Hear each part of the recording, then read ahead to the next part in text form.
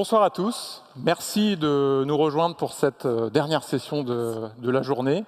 Session qui va être consacrée au sujet de plateformisation de l'IA pour une IA responsable. Alors, la plateformisation de l'intelligence artificielle et l'intelligence artificielle en général, ces dernières années, a été rendue très facilement accessible à tout le monde avec l'arrivée des LLM. Si bien que c'est devenu un outil à la disposition de tout le monde très facilement. On prend un modèle de fondation, on lui pose une question, on obtient une réponse. On arrive très vite à être utilisateur de l'IA alors qu'on n'en a pas forcément été formé au préalable. Et un modèle de fondation, très vite dans l'entreprise, ça a été un levier de gain de productivité, d'amélioration du processus de créativité et de tout un tas d'optimisation de nos processus qui peuvent permettre de repenser la manière dont on fait fonctionner les processus de l'entreprise.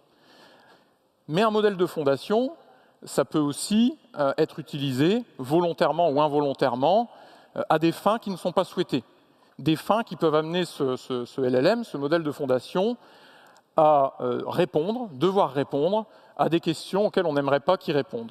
Parce que cette réponse peut nous mettre en défaut par rapport à nos règles de sécurité, peut nous mettre en défaut par rapport à notre conformité, à notre éthique ou aux règles de l'entreprise.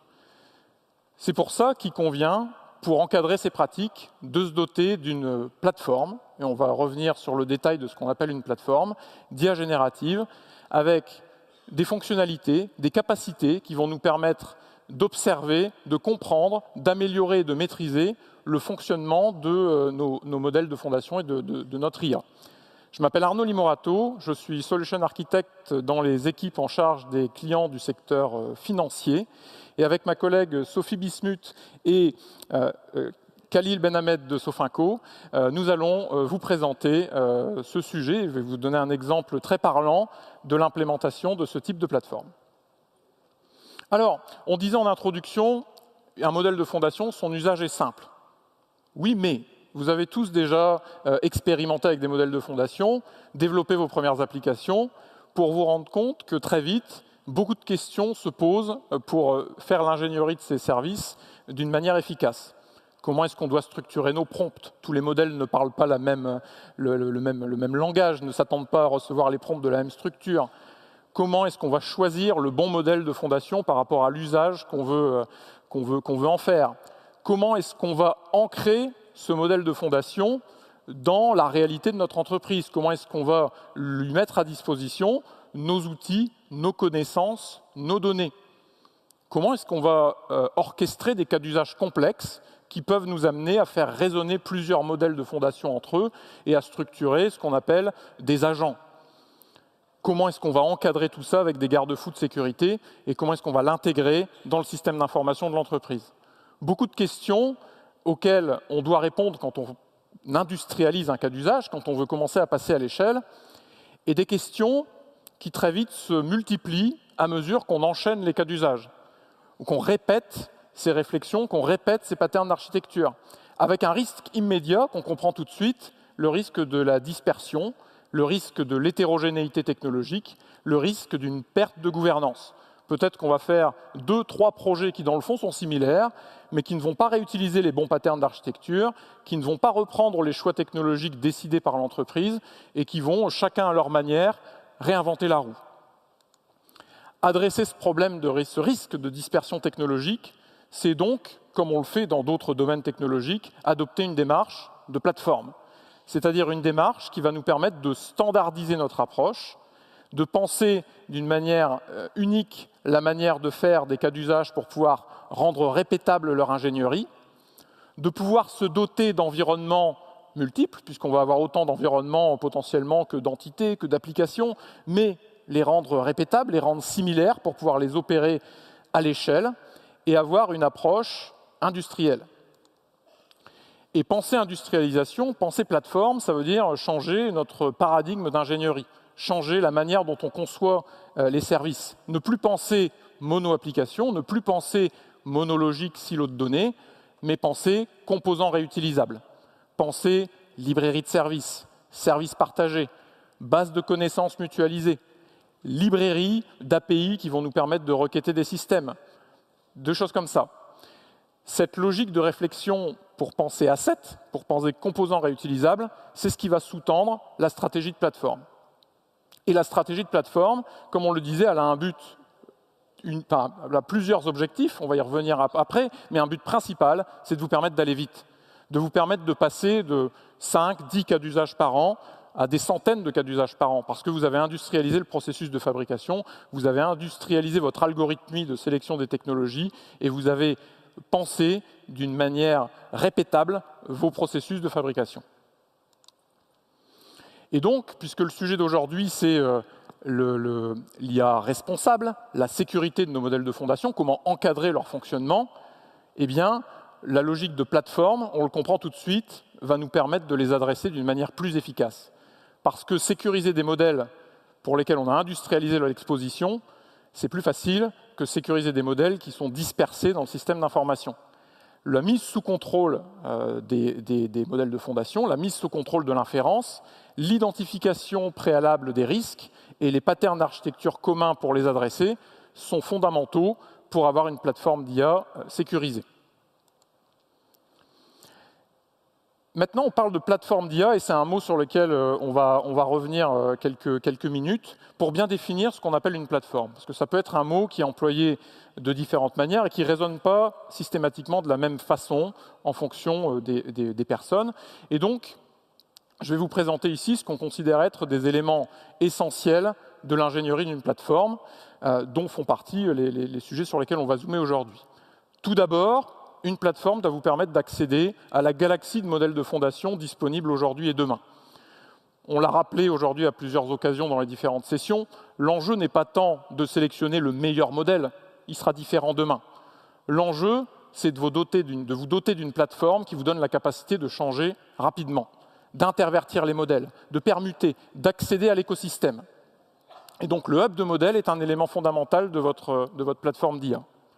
Qui dit hub de modèle, chacun ayant ses propres API, son propre canal d'exposition, dit passerelle. Une passerelle d'exposition au modèle, Bedrock en soi est une passerelle à lui tout seul, c'est un composant qui vous permet de banaliser l'accès au modèle, d'avoir un canal d'accès unique à l'écosystème de modèle, même si cet écosystème est pluriel. Ensuite, ces modèles, dans bon nombre de cas d'usage, vous devrez en orchestrer plusieurs, parce que chaque modèle a sa spécialité. Et donc, vous allez devoir vous doter d'une capacité d'ingénierie de prompt, une capacité de chaînage de modèles, de fabrication d'agents intelligents qui vont raisonner en orchestrant différents modèles. Ça aussi, c'est un élément essentiel d'une plateforme. Et ces mêmes modèles, ils sont déjà très capables, quand ils sortent on va dire, de la fabrication des éditeurs, tels qu'ils ils vous sont fournis, mais il faut les personnaliser pour les rendre encore plus pertinents, leur donner votre contexte, les spécialiser sur votre métier. Une plateforme doit être en mesure de vous permettre de réentraîner un modèle, de le fine-tuner, de l'entraîner continuellement, de le distiller, bref, d'utiliser des techniques de personnalisation des modèles. Votre plateforme doit avoir ces capacités. Et puis, ancrer le modèle dans votre réalité, c'est lui mettre à disposition vos bases de connaissances, que ces bases soient vectorielles, que ces bases soient relationnelles, que ces bases soient des index de moteurs de recherche. Vous devez donner à vos modèles des outils. Ces outils, entre autres, ce sont les bases de connaissances et votre plateforme doit permettre de standardiser le canal d'accès aux différents moteurs de bases de connaissances qu'on vous met à disposition. Tout ça, il faut l'opérer. C'est un produit, la plateforme d'IA générative. Vous devez le gérer comme tel. Donc, vous devez vous doter de pratiques DevOps déclinées dans le modèle d'ingénierie d'une plateforme et donc avoir tous les éléments qui vont vous permettre de le versionner, de le déployer, de revenir en arrière, de l'observer, etc., etc. Et ce qui va nous intéresser particulièrement aujourd'hui, c'est les deux piliers qu'on a représentés ici sur les côtés et qui vont encadrer tout cet environnement dans son exécution, qui vont vous permettre de le garder sous contrôle, de comprendre son fonctionnement, de surveiller les résultats qu'il produit et d'opérer de l'amélioration continue, du contrôle et au final, présenter un usage de l'IA que vous maîtrisez et qui est responsable. Le premier pilier, c'est l'observabilité, qui doit vous permettre de regarder ce que fait votre plateforme à tous les étages, dans tous les composants. Le second pilier, c'est l'évaluation. C'est la mesure des résultats de vos modèles et la mesure de leur adéquation par rapport aux indicateurs qui sont importants pour vous. Ces deux piliers, nous allons maintenant développer un peu plus en détail comment on vous propose de les mettre en œuvre dans AWS. Et je passe la parole à Sophie pour vous présenter ça. Merci. Donc, mettre à disposition un outil donc, LLM au niveau de l'entreprise, c'est mettre à disposition un outil puissant, comme la formule de type E égale MC2. Vous voyez tout de suite que bien utilisé, ça permet de générer l'électricité grâce à laquelle vous pouvez assister aujourd'hui à cette belle session. Mal utilisé, ça peut vous mener vers des écueils tels que faire exploser une bombe atomique. Donc pour éviter justement d'aller vers ces écueils, on a besoin de cadrer l'usage de ces outils. Et pour cadrer l'usage de ces outils, ça passe avant tout par l'observabilité. L'observabilité, pour la mettre en place de manière adéquate, on va passer par une approche à différents étages. Le premier niveau, ça va être des métriques de chaque composant qu'on va récolter. Ensuite, au niveau 2, on va approfondir davantage en étant capable de décomposer ce que chaque agent a utilisé comme token, etc., dans ses chaînes de raisonnement. Niveau 3, on va intégrer en fait une boucle de feedback utilisateur. Et niveau 4, c'est l'analyse en fait a posteriori de métriques avancées, avec notamment l'intervention de garde-fous qui vont permettre d'arriver à un résultat satisfaisant. Premier niveau, donc le but c'est de superviser en fait l'ensemble des composants que vous avez utilisés dans votre application d'intelligence artificielle. Pour ce faire, au niveau d'AWS, vous pouvez utiliser Amazon CloudWatch par simple paramétrage qui va récolter en fait l'ensemble des logs de vos différents composants. Amazon Bedrock et SageMaker, qui composent vos modèles, vont envoyer par défaut des logs dans Amazon CloudWatch. EKS va envoyer ceux qui concernent l'orchestration, c'est-à-dire quel agent a été déclenché à quel moment, par exemple. Et ensuite, on a des données de cache qui peuvent être au niveau de DynamoDB. Donc, on peut vérifier si les infos de cache sont pertinentes, nécessitent potentiellement d'être enrichies ou autres. Et Amazon OpenSearch, donc le stockage de bases vectorielles pertinentes sur lesquelles également le type d'indexation peut avoir un impact. Une fois qu'on a tous ces logs centralisés, potentiellement, on peut aller plus loin. On a une extension en fait d'OpenTelemetry notamment qui s'appelle OpenLLMmetry qui va permettre de décomposer les traces des chaînes de raisonnement d'un modèle. Donc on va pouvoir comprendre en fait pourquoi le modèle est arrivé à tel résultat, comment il a décomposé en fait l'ensemble des tokens qui parviennent à la réponse, quel agent potentiellement il a appelé par un trigger donné, et ça va permettre de vérifier si la réponse collectée est pertinente ou s'il y a une faille de raisonnement qu'il va falloir corriger pour éviter notamment des hallucinations. Niveau 3, c'est l'intégration de feedback utilisateur. Donc une fois que le modèle a donné une réponse, l'utilisateur va pouvoir donner un feedback simple, dire le modèle a bien répondu, oui ou non. Donc ça va nous donner tout de suite en fait un indicateur directement exploitable qui va être la précision d'un modèle, ou alors un indicateur plus complexe où là l'utilisateur va saisir un texte libre. Typiquement, un exemple, si un juriste demande en fait des cas de jurisprudence et puis il se rend compte que le modèle a complètement divagué et a croisé 3 jurisprudences entre elles pour en inventer une nouvelle, il va pouvoir mettre un texte explicatif qui dit attention, le modèle m'a inventé une jurisprudence qui croise ces 3 références, ce n'est pas cohérent, etc. Et pour pouvoir analyser ça plus en détail, on va passer au niveau 4, donc le calcul des métriques avancées, qui va correspondre notamment au traitement asynchrone de ces métriques potentiellement fournies par l'utilisateur, ou alors d'autres métriques un peu avancées telles que la précision du modèle, ou alors la pertinence par la similarité sémantique, par exemple, ou autre. Donc c'est primordial en fait d'utiliser l'intelligence artificielle de manière responsable. Donc ce premier niveau d'observabilité nous permet déjà de récolter l'ensemble des métriques pour pouvoir prendre les actions nécessaires. Au niveau de AWS, une IA responsable, ça passe par ces 8 piliers. Ces piliers se décomposent en 2 grandes catégories, donc la sécurité et les garde-fous, et l'évaluation continue des modèles.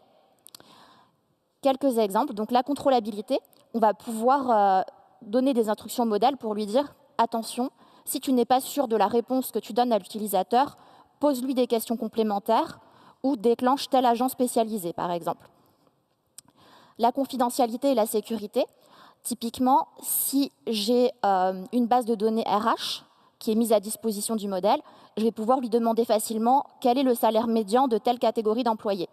Maintenant, si je lui demande précisément le salaire de Monsieur X, et bien là, du coup, le modèle va répondre non, cette information est confidentielle, je n'ai pas le droit de la divulguer, et ça va lever un guardrail.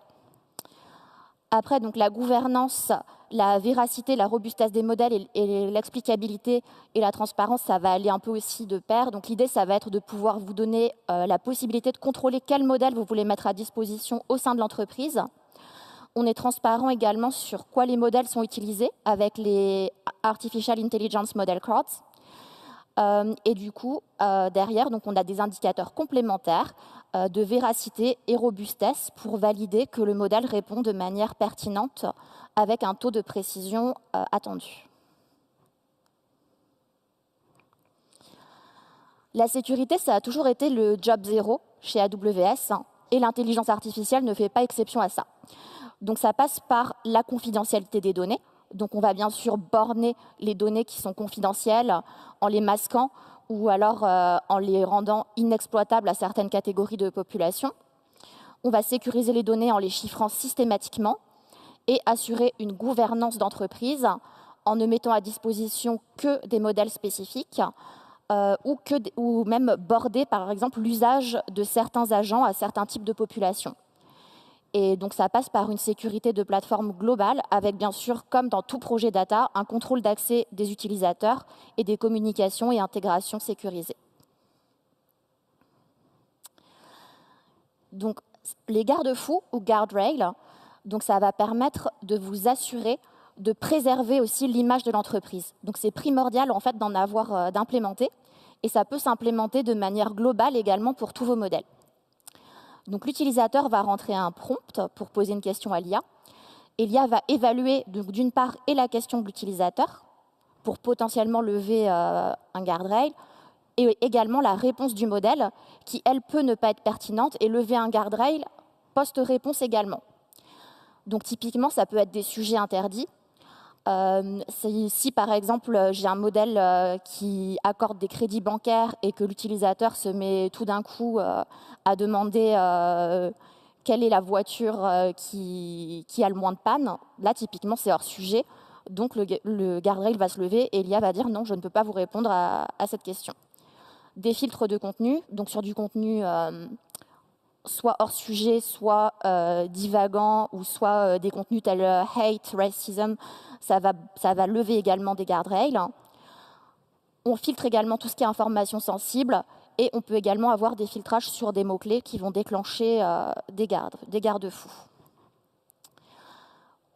Pour avoir finalement une approche globale dans l'évaluation d'un modèle, ça passe par la programmation et également par de l'humain.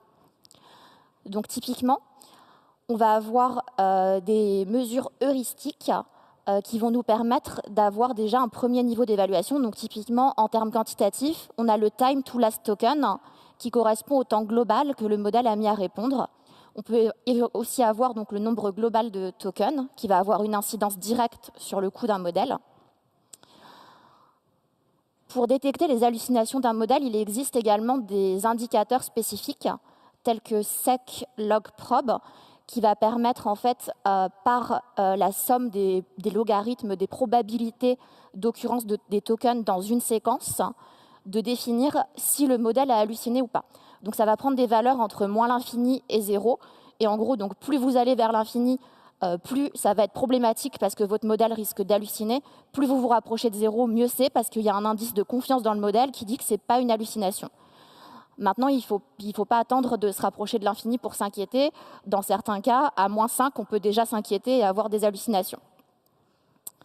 Après, il n'y a pas de vérité absolue sur à quel seuil en fait, le SecLogProb devient problématique. Donc c'est à vous, en fait, par une validation humaine avec une équipe dédiée d'évaluateurs, d'analyser en fait quel est votre seuil de réponse acceptable au niveau du SecLogProb et de l'utiliser en fait pour déterminer les outliers en fait déviants par rapport aux réponses classiques attendues.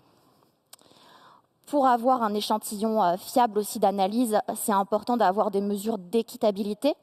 Donc ça peut être la maximum disparity, par exemple, où on va dire, voilà, on est capable d'identifier un seuil de disparité maximum qui va permettre d'assurer la fiabilité du modèle. Et donc, du coup, l'équipe d'utilisateurs va permettre de valider en fait, le taux de fiabilité du modèle. Et donc, je vais passer la main à Khalil, qui va vous expliquer en détail comment ils ont mis ça en place au niveau de Sofinco. Merci, Sophie. Bonjour à tous. Alors, déployer une IA à l'échelle d'une entreprise, c'est relativement simple aujourd'hui. Déployer une IA responsable, c'est une autre histoire.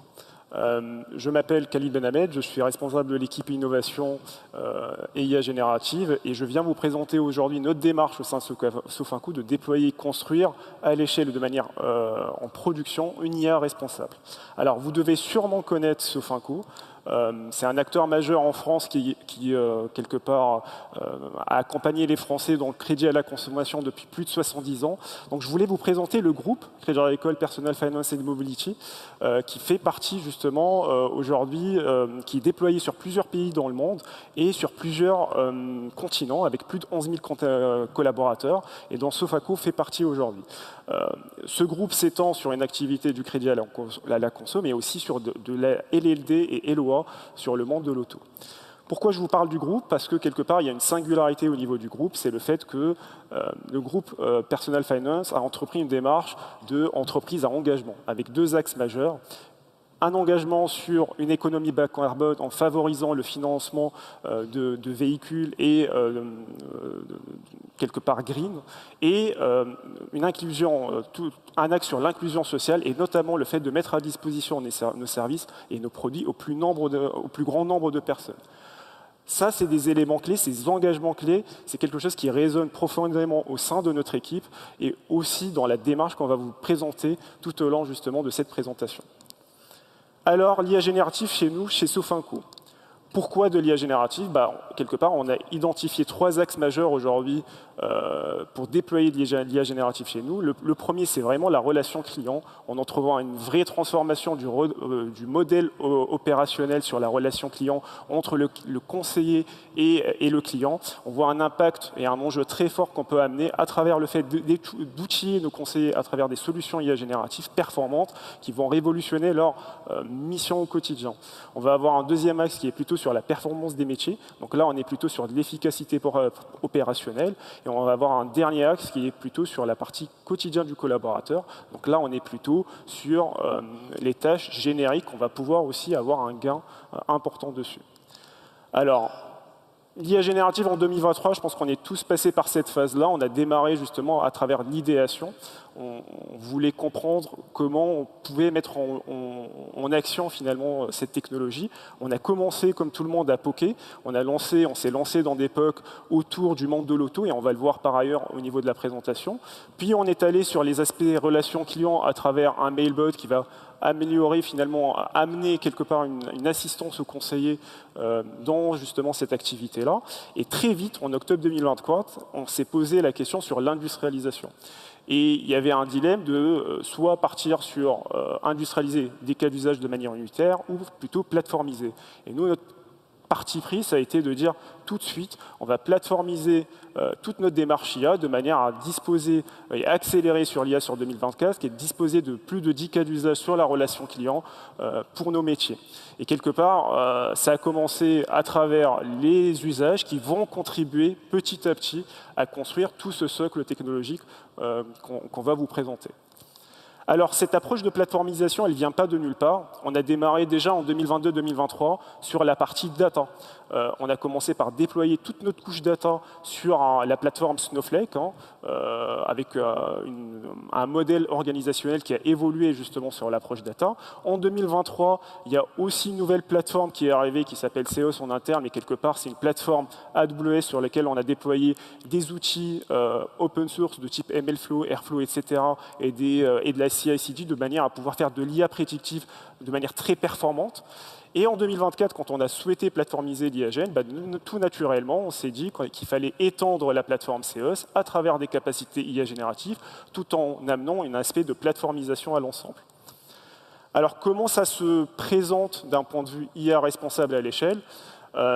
Alors, il y a une équation auquel il faut répondre, qui a plusieurs variables quelque part, c'est il faut industrialiser et en même temps, on doit répondre aux enjeux RSE et le cadre normatif qui sécurise l'ensemble. Et quelque part, finalement, la plateformisation doit répondre à cette équation pour pouvoir craquer le problème et apporter une réponse systémique sur l'ensemble des cas d'usage qu'on va pouvoir déployer. Notre solution, ça a été de réfléchir avec cette, on va dire, tripartite. Donc, on va avoir un premier axe qui est plutôt le hub d'utilisateur. Donc, on est sur le portail qui permet de centraliser, de sécuriser les accès à nos cas d'usage IA générative. Le deuxième va être la plateforme technologique qui est une extension de CES qui va embarquer un certain nombre d'assets communs génériques qui vont pouvoir amener la sécurisation et le cadre normatif au sein de la plateforme. Et on va avoir notre plateforme CES de data, Snowflake plutôt de data, qui va centraliser toute la data non structurée qui est essentielle pour les agents, que ce soit en entrée du système IA génératif, mais aussi en sortie sur lequel on va pouvoir stocker toute la data qu'on aura générée à travers l'IA génératif. Donc on va commencer par faire un focus sur la partie Sophia Hub. Pourquoi avoir choisi ce modèle de hub? Il y avait déjà plusieurs enjeux. Il y avait un enjeu économique. Est-ce qu'on voulait redévelopper les interfaces à chaque nouveau cas d'usage? Quelque part, ce n'est pas l'idéal. De la même manière, est-ce qu'on allait devoir refaire une conduite du changement sur toute la partie interface, sur ce qu'on va proposer à nos métiers? De la même manière, c'est quelque chose qui va prendre du temps. Et on avait un vrai enjeu sur la partie RSE, c'est comment faire en sorte d'être le plus transparent envers nos utilisateurs sur l'usage de l'IA. Et la proposition de valeur, ça a été le Sophia Hub, qui va permettre de sécuriser les accès à tous nos cas d'usage, de minimiser finalement les coûts de construction des interfaces, avoir quelque chose d'assez uniforme qui permet de rapidement être vecteur d'adoption sur l'IA générative, et surtout d'avoir une vision RSE qui est à travers la transparence qu'on va avoir sur un dashboard qui va synthétiser toute la consommation autour des LLM pour chaque utilisateur. Il aura son propre dashboard qui lui permettra de voir la répartition des usages qu'il aura sur les LLM ainsi que l'impact réel que ça représente dans son quotidien. Et donc ça, c'était vraiment notre proposition de valeur, sachant que ça s'appuie sur des architectures serverless, donc hautement scalables et qui nous permettent d'aller très très vite dans une approche de construction d'un hub. Là, on va rentrer dans le cœur du réacteur. La plateforme technologique IA générative, elle va se composer de plusieurs assets communs. Alors, pourquoi ces assets communs? Parce qu'on s'est posé vraiment la question sur la sécurité. Comment sécuriser au mieux cette plateforme? Et quelque part, quand on a essayé de craquer le problème, les assets qu'on a retrouvés, c'est les 4 qu'on voit ici, que ce soit une approche microservice qui nous permet rapidement de répondre à l'ensemble des cas d'usage sans avoir à redévelopper finalement à chaque nouveau cas d'usage, des guardrails pour filtrer en grosse maille les entrées vers nos IA génératives, l'observabilité sur laquelle on va faire un zoom après, qui permet de récupérer l'ensemble des datas générées et piloter toute la plateforme et agir dessus, et l'évaluation qui est un axe très majeur dans la mesure où il faut être capable d'évaluer ces IA génératives, quand vous en aurez 10 ou 100 plus tard. C'est important d'avoir des chaînes industrielles là-dessus. Donc on va commencer tout de suite par l'approche plutôt ingestion jusqu'à la partie retrieval. Alors l'ingestion de données automatisées, donc là-dessus, l'enjeu majeur, je dirais, va être surtout la gouvernance. Pourquoi je dis ça? Parce que quelque part, votre assistant IA générative, il ne sera pas utilisé ni adopté si derrière la base de connaissances n'est pas à jour et si elle est obsolète, parce qu'il va retourner des données qui sont fausses et donc vos métiers vont se désintéresser complètement finalement de votre IA.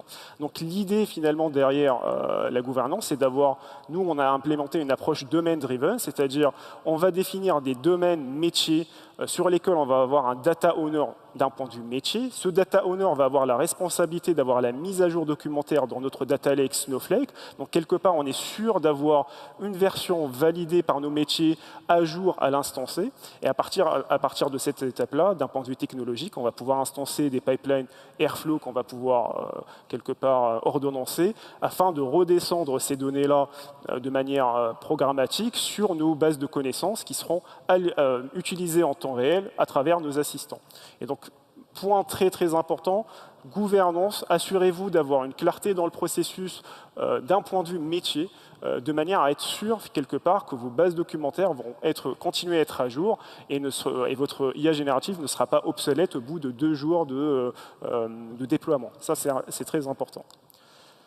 Deuxième aspect, c'est vraiment l'aspect retrieval. Le retrieval, c'est ce qui permet à la plateforme de retourner une inférence.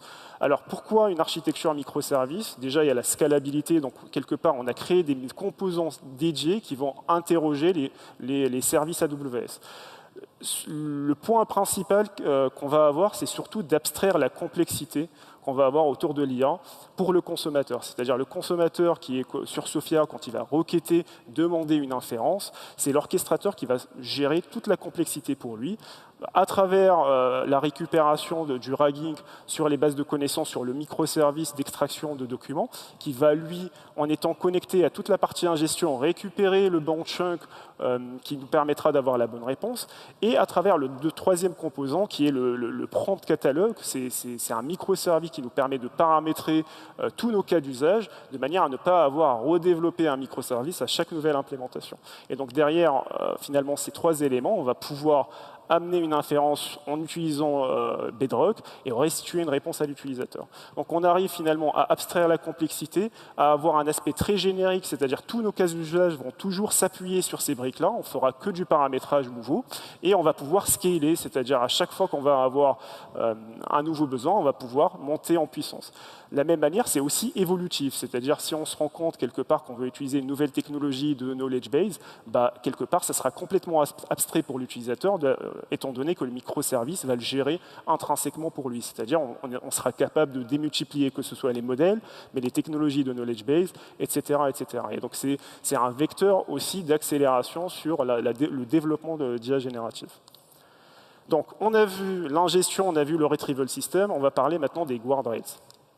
Alors, j'imagine que personne n'a envie que son outil d'IA d'entreprise soit utilisé pour retourner la recette d'une tarte à la fraise. De la même manière, si on commence à retourner des informations personnelles des utilisateurs, ce n'est pas du tout envisageable. Donc finalement, cet aspect de détournement d'usage est crucial, doit être traité de manière systémique sur la plateforme, parce que ça pose plusieurs problématiques, que ce soit le risque, la problématique de fuite de données, mais aussi le fait d'avoir des inférences qui coûtent cher et qui ne servent pas finalement l'intérêt de l'entreprise. Donc là-dessus, la réponse, c'est effectivement les guardrails.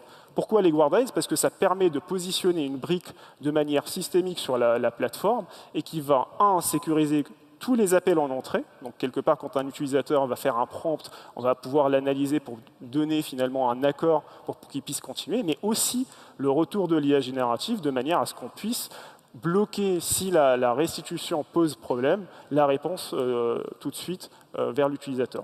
À noter que, étant donné que ces guardrails-là sont branchés aux microservices qu'on a vus sur le Retrieve, à travers un composant Kinesis, on va être capable de pousser en temps réel les résultats des déclenchements des guardrails. Et ça va être très important quand on va le voir plus tard sur les observabilités, gardez-le en tête.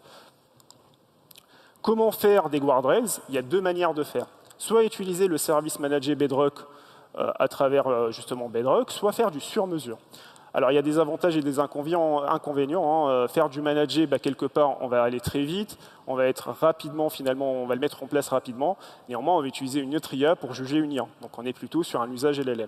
Sur du sur-mesure, on peut utiliser plutôt des techniques d'ML classiques. Donc, on sera beaucoup plus, on va dire, frugal. On va aller sur des approches un petit peu personnalisées. Néanmoins, c'est du sur-mesure, donc il y aura du développement et de la maintenance à prévoir. Nous, qu'est-ce qu'on a adopté? Au final, c'est une approche hybride. C'était de dire, finalement, on a une brique, un serverless AWS aujourd'hui qui existe. On va l'utiliser de manière à sécuriser la plateforme sur un certain contexte et de manière spécifique pour nos usages, de travailler sur du sur-mesure de manière à itérer dessus et donc sécuriser au plus proche du cas d'usage sur notre sur-mesure. Et donc, finalement, on pose un contexte global qui sécurise un cadre, on va dire, et pour chaque usage, on peut aller dans le détail pour vraiment verrouiller au maximum. À savoir que les guardrails, ce n'est pas infaillible, ce n'est pas un service parfait, ça reste de l'IA générative et donc on peut avoir de la fuite de données, plutôt des inférences qui peuvent passer et qui peuvent justement ne pas être complètement pertinentes, d'où le fait d'avoir une observabilité derrière qui nous permet d'agir. Donc ça, c'est un point important.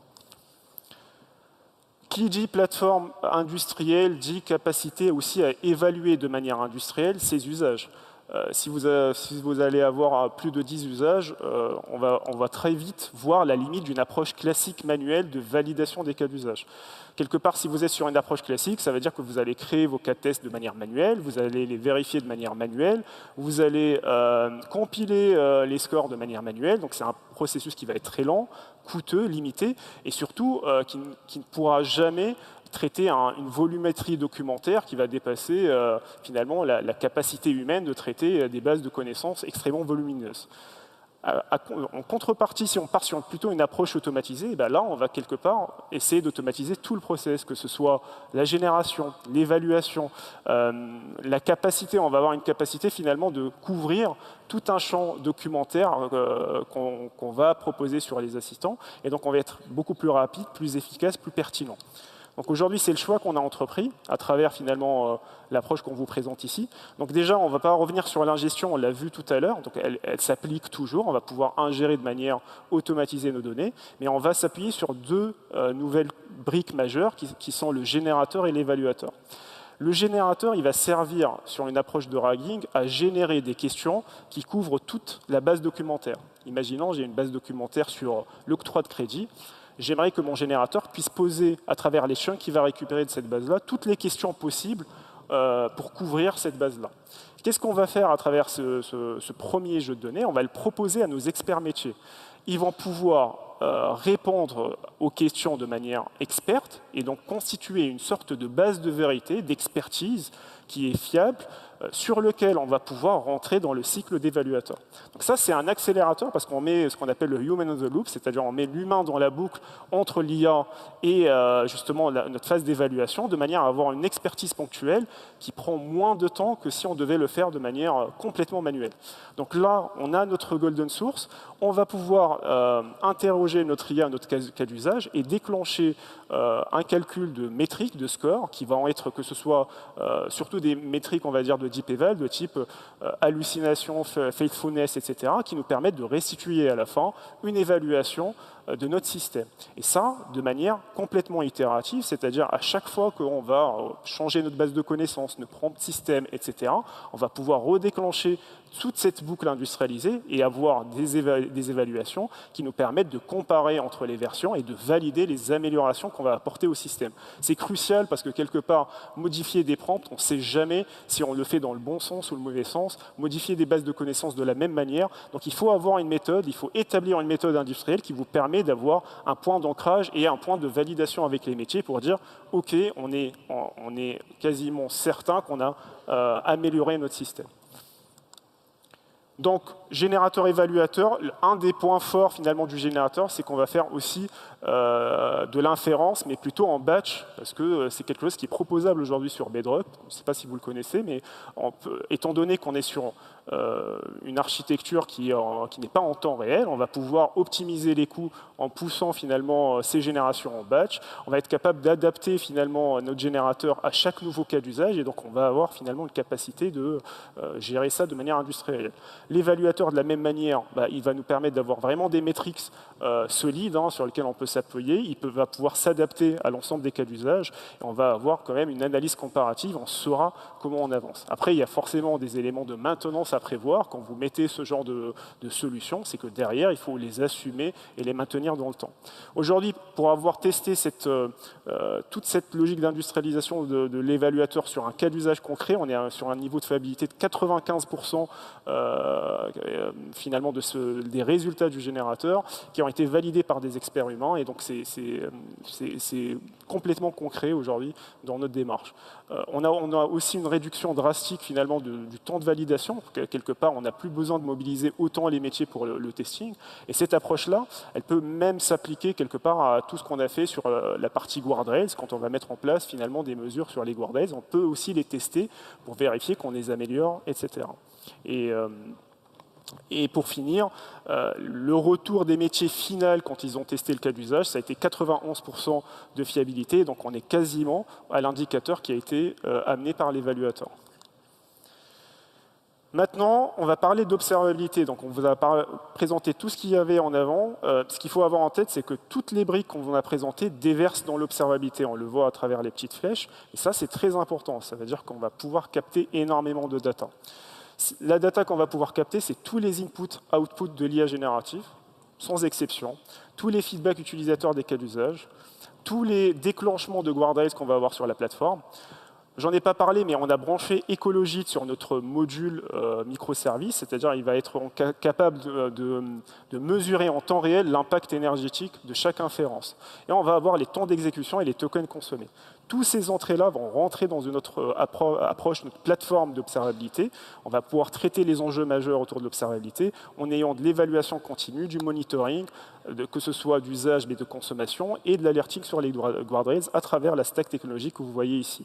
Et ça nous permet réellement d'agir sur la plateforme. Ça dépasse juste l'observabilité. On va pouvoir prendre réellement, faire des actions concrètes, que ce soit identifier par exemple les utilisateurs malveillants qu'on peut avoir sur la plateforme. On va pouvoir avoir une vision globale de la consommation de notre plateforme, sensibiliser sur les enjeux environnementaux, acculturer les utilisateurs, etc. Donc au-delà de capter la donnée, on va pouvoir réellement agir dessus et gérer de manière plus systémique finalement notre plateforme IA générative. Alors comment ça marche rapidement? Donc, comme je vous ai dit, tout passe aujourd'hui par l'orchestrateur. Ces modules-là vont déverser toute la donnée dans notre data warehouse. Ce data warehouse sur lequel on va pouvoir déclencher des pipelines. Donc ça se déclenche de manière volontaire, c'est-à-dire on va pouvoir ordonnancer tout ça. Et donc on va avoir deux pipelines, une première d'ingestion pour ingérer la donnée et une de clustering, et on va revenir là-dessus. C'est intéressant de voir aussi pourquoi on fait du clustering. Et ça nous permet d'avoir des dashboards in fine sur MLflow directement et qui vont observer tous les indicateurs que j'ai cités tout à l'heure, hein, la partie RSE avec Ecologit, le tracing, les guardrails, et donc on va pouvoir agir sur la plateforme. Alors pourquoi on fait du clustering ? Quelque part de l'hybridation entre l'IA et l'IAGEN et du ML, parce que quelque part, on s'est rendu compte, quand on a commencé à faire des estimations de coûts, si on déclenchait l'observabilité sur 300 utilisateurs avec 15 000 requêtes par semaine, bah déjà, on va avoir un coût quand même assez élevé et même un coût RSE assez important. L'idée derrière ça, c'est de dire, en amenant une approche de clustering, on va limiter le dataset qu'on va observer sur finalement un échantillon qui peut paraître suspect et appliquer par rapport à cet échantillonnage notre démarche d'observabilité, ce qui nous permet de diviser par 5, que ce soit les coûts financiers, mais les coûts énergétiques, et d'avoir quelque chose de beaucoup plus frugal et plus pertinent quelque part. Alors, on vous a partagé les éléments de la plateforme. Je pense que c'est intéressant que vous voyez comment ça se matérialise réellement pour nos utilisateurs. On va vous partager, que ce soit en démo, que ce soit le hub, un outil, un parcours digital pour les conseillers du monde de l'auto, qui vont pouvoir recommander des voitures à leurs clients, et d'autres outils sur lesquels s'appuie la plateforme. Alors, donc, directement, on va commencer par voir le hub. Donc, le hub, ça permet finalement de récupérer tous ces agents IA génératifs. On va commencer avec Agilus, qui est un parcours digital sur lequel le conseiller va pouvoir saisir les préférences de l'utilisateur. Il va pouvoir choisir derrière son budget. Et là, on va avoir une composante IA générative où on va pouvoir choisir des critères hyper personnalisés. Là, on est sur un surfeur passionné, on est sur la passion. Derrière, on interroge l'IA pour créer un persona. Donc là, le persona, ça définit réellement tout ce qui a été saisi dans l'interface et ça le met dans un contexte clair. Et à partir de là, on applique une recommandation d'IA et on voit que pour notre surfeur qui cherchait un véhicule plutôt électrique, on retrouve des modèles de vin qui vont être très intéressants pour lui. Et ça, c'est des recommandations d'IA qui s'appuient sur tout notre catalogue. Et derrière, on va pouvoir lui tarifer tout ça à travers réellement notre stock de véhicules. Deuxième cas d'usage concret, le mailbot. Donc là, on est sur un mail client. On va pouvoir apporter au conseiller une capacité de synthétiser le mail et avoir un plan d'action issu des procédures internes, des bases de connaissances. À travers une instruction qui va saisir, on va pouvoir générer un mail de réponse à travers l'IA générative. Et un troisième cas d'usage plus classique, c'est le chatbot.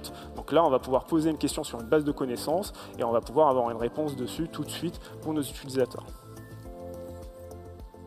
Et Et là, on retrouve la vision du dashboard RSE pour les utilisateurs. On va voir l'usage qu'ils vont avoir de l'IA avec l'impact que ce soit en termes de tokens, mais aussi d'émissions CO2, et donc de manière à couvrir tous nos cas d'usage à travers finalement Sophia Hub.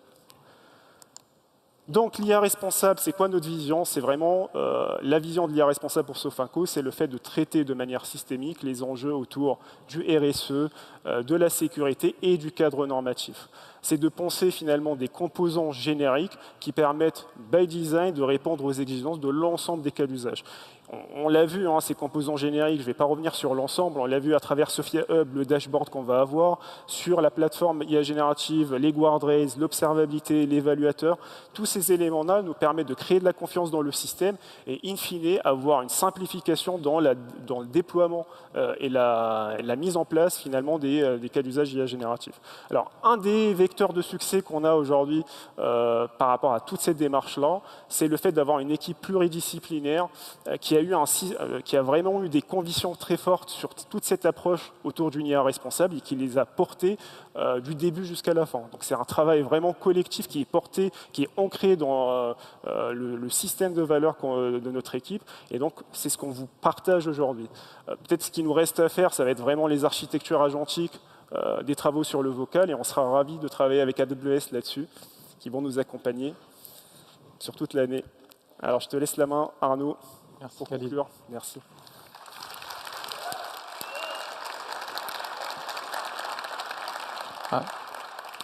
Merci beaucoup, Khalil, pour le partage d'expérience qui nous a beaucoup appris à nous aussi. Je profite de l'occasion pour vous renouveler vos remerciements au nom de l'équipe AWS, nous avoir accordé votre confiance sur ce sujet, puis le plaisir qu'on a de travailler avec vous au quotidien depuis maintenant quelques années, pour encore beaucoup, on l'espère. Alors pour conclure cette session, juste quelques mots. Vous l'avez compris, Khalil l'a dit tout à l'heure, faire une plateforme d'IA générative en soi, c'est un challenge. Une plateforme d'IA générative responsable, c'en est un encore plus grand. C'est un voyage en fait, en étapes, et il est normal de construire ce genre de plateforme progressivement, capacité après capacité, et d'acquérir un niveau de maturité qui va grandir à mesure que vous allez standardiser vos manières de faire, standardiser vos plateformes. Le message que je voudrais vous adresser, c'est quel que soit l'endroit où vous en êtes dans l'ingénierie de vos plateformes d'IA générative, vos équipes AWS sont là pour vous accompagner, pour vous aider à passer à l'étage d'après. N'hésitez pas à faire appel à eux, n'hésitez pas à faire appel à nous. Venez nous voir à l'issue de cette session si vous avez des questions, si vous voulez approfondir. Nous sommes à votre disposition aujourd'hui et plus tard. Un dernier petit effort avant de partir, si vous le voulez bien.